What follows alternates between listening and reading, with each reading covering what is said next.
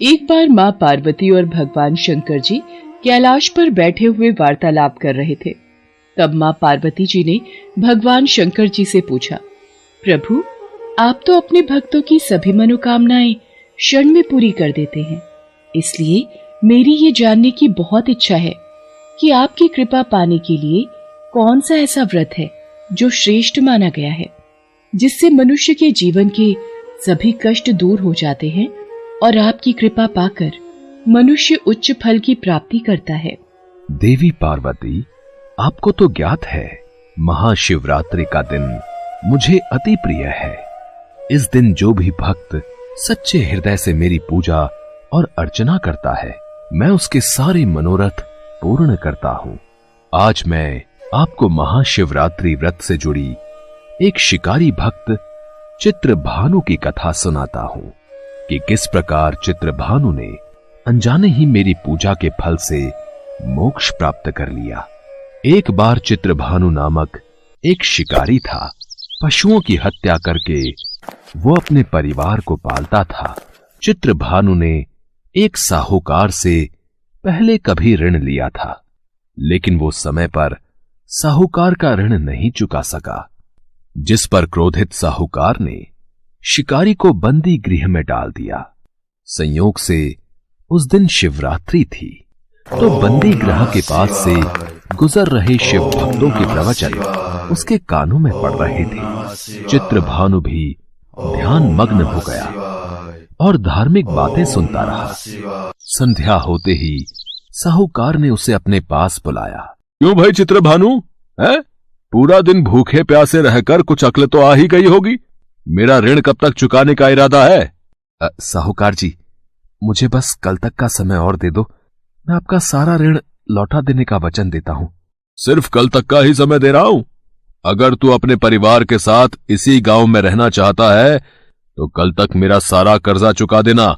महादेव, चित्रभानु ने तो सुबह से अन्न जल कुछ भी ग्रहण नहीं किया था, वह तो भूखा प्यासा था। हाँ देवी पार्वती, चित्रभानु को अगले दिन तक साहूकार का कर्जा चुकाना था, इसलिए वो घर नहीं गया, सीधा वहां से जंगल में शिकार के लिए निकल गया। लेकिन दिन भर बंदी गृह में भूखे प्यासे बंद रहने के कारण चित्रभानु भूख प्यास से व्याकुल था। उसने शिकार करने के लिए तालाब के किनारे बेल वृक्ष पर पड़ाव बना लिया। उसी बेल वृक्ष के नीचे शिवलिंग था, जो बेल पत्तियों से ढका हुआ था। चित्रभानु इस बात से अनजान था। पड़ाव बनाते समय चित्रभानु ने बेल वृक्ष की जो टहनियां तोड़ी, उसकी बेल पत्तियां संयोग से वृक्ष के नीचे बने शिवलिंग पर गिरती रहीं। इस प्रकार दिन भर भूखे प्यासे रहने से चित्रभानु का व्रत भी हो गया और शिवलिंग पर बेल पत्र भी चढ़ गए। मैं जानती हूँ प्रभु, ये सब आपके ही द्वारा रचाई हुई लीला है। आप अपने भक्तों की सदैव परीक्षा लेते रहते हैं ताकि उन्हें उत्तम जीवन की प्राप्ति हो। भगवान भोलेनाथ माँ पार्वती के मुख से ये वाक्य सुनकर मुस्कुरा देते हैं और आगे की कथा कहते हैं। देवी पार्वती, मैं अब आगे की कथा कहता हूँ। रात्रि का एक पहर बीत चुका था। चित्रभानु शिकार की तलाश में अभी तक उस बेल वृक्ष पर ही बैठा था। तभी एक गर्भिणी मृगी तालाब पर पानी पीने पहुंची। शिकारी चित्रभानु ने धनुष पर तीर चढ़ाकर ज्यों ही प्रत्यंचा खींची। रुको शिकारी रुको, मेरी हत्या न करो, मैं गर्भिणी हूँ। तुम एक साथ दो जीवों की हत्या करोगे जो ठीक नहीं है। मुझे कृपा करके अभी छोड़ दो, मुझे जाने दो। मैं वचन देती हूँ, मैं बच्चे को जन्म देकर शीघ्र ही तुम्हारे समक्ष आ जाऊंगी, तब तुम मुझे मार देना। पता नहीं इस गर्भिणी मृगी को मारने का मन ही नहीं कर रहा। इसकी बात पर विश्वास करके अभी इसे जाने देता हूं। कोई और शिकार आ जाएगा तो उसे मार दूंगा। कुछ ही देर बाद एक और मृगी उधर से निकली। चित्रभानु की प्रसन्नता का ठिकाना न रहा। मृगी के समीप आने पर उसने धनुष पर बाण चढ़ाया। तब उसे देख मृगी ने विनम्रता पूर्वक निवेदन किया, हे पार्थी, मैं अपने पति की खोज में भटक रही हूँ। मैं अपने पति से मिलकर शीघ्र ही तुम्हारे पास आऊंगी, फिर तुम मुझे मार देना। ये मुझे क्या हो रहा है? मेरे हाथ आए शिकार को मैं स्वयं ही छोड़ रहा हूं। मेरे हाथ बार बार धनुष पर प्रत्यंचा चढ़ाते हैं और बार बार ही हाथ छूट जाता है। रात्रि का अंतिम पहर बीत रहा था। तभी एक अन्य मृगी अपने बच्चों के साथ उधर से निकली। इस शिकार को मैं अपने हाथों से नहीं जाने दूंगा। समय गवाए बिना इस शिकार को अपना निशाना बना लेता हूं। हे पारधी, मुझे जाने दो। मैं इन तीनों बच्चों को इनके पिता को सौंप कर लौट आऊंगी। सामने आए शिकार को छोड़ दूं? मैं ऐसा मूर्ख नहीं।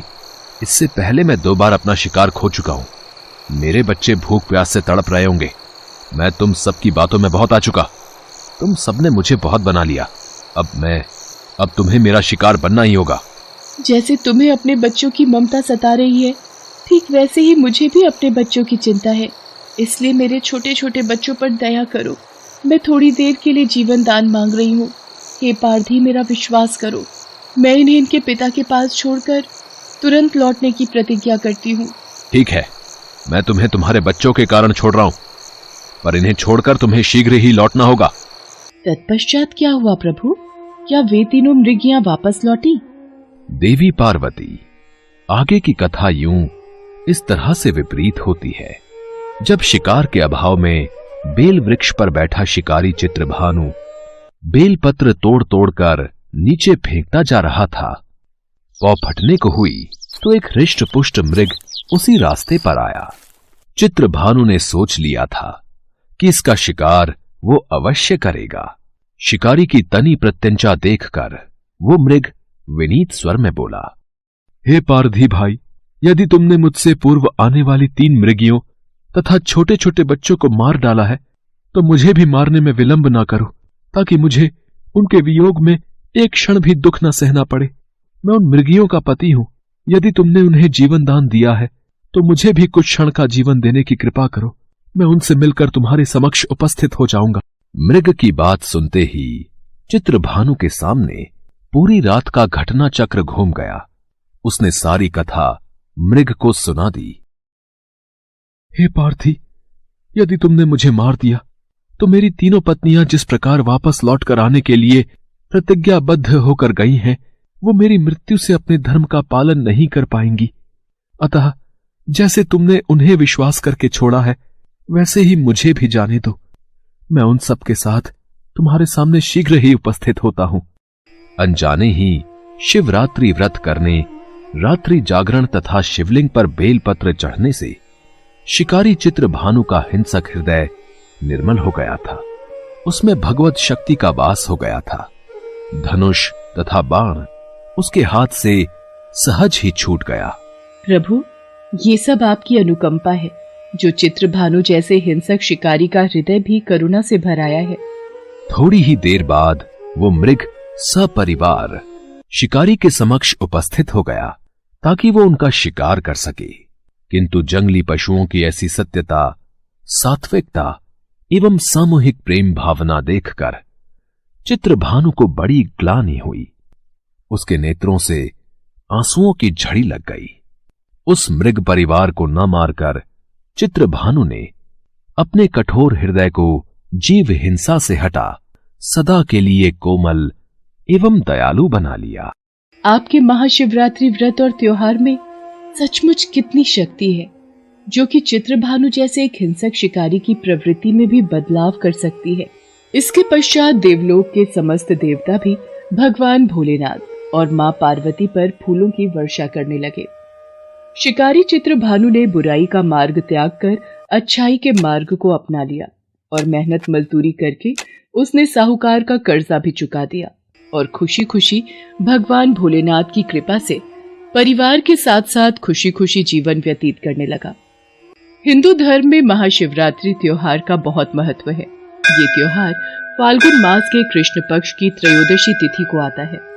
कहा जाता है कि इस दिन देवों के देव महादेव और मां पार्वती का विवाह हुआ था। महाशिवरात्रि के दिन भगवान शंकर की पूजा की जाती है। इस दिन मंदिरों में महापूजा का भी आयोजन होता है। सभी भक्त इस दिन मंदिर जाकर भगवान शंकर के शिवलिंग पर दूध, दही, बेलपत्री, बेर और फल फूल चढ़ाकर पूजा करते हैं। मान्यता है कि इस दिन पूजा और व्रत करने से व्यक्ति की सभी मनोकामनाएं पूरी होती हैं। और भगवान शंकर और माँ पार्वती का आशीर्वाद प्राप्त होता है और इनकी पूजा करने से धन धान्य सुख सौभाग्य और समृद्धि में वृद्धि होती है।